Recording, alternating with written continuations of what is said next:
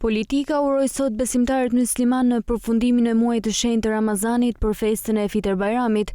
Presidenti i Republikës Bajram Begaj ka uruar besimtarët musliman me rastin e Fitër Bajramit. Me rastin e festës së Fitër Bajramit uroi të gjithë besimtarët musliman, gëzuare mbarësi paqi gjithmonë në familjet tuaja, qoftë agjërimi dhe përkushtimi juaj i pranuar, qoftë kjo festë një ditë gëzimi dhe solidariteti për të gjithë, shkruan presidenti Begaj.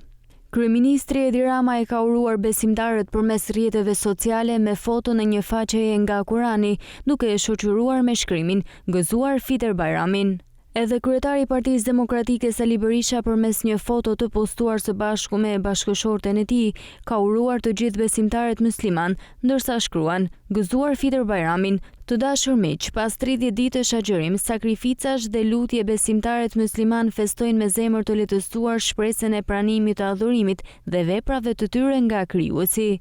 Kreu i grupit parlamentar të Partisë Socialiste Taulan Balla e ka uruar festën e Fitër Bajramit për të gjithë shqiptarët, duke nxjerrë në pa bashkëtesën fetare. Përmes një statusi në Facebook shkruan: "Gëzuar Bajramin të gjithë besimtarëve dhe të gjithë shqiptarëve, sepse fal bashkëtesës ndërfetare në Shqipëri, i festojmë të gjitha festat së bashku."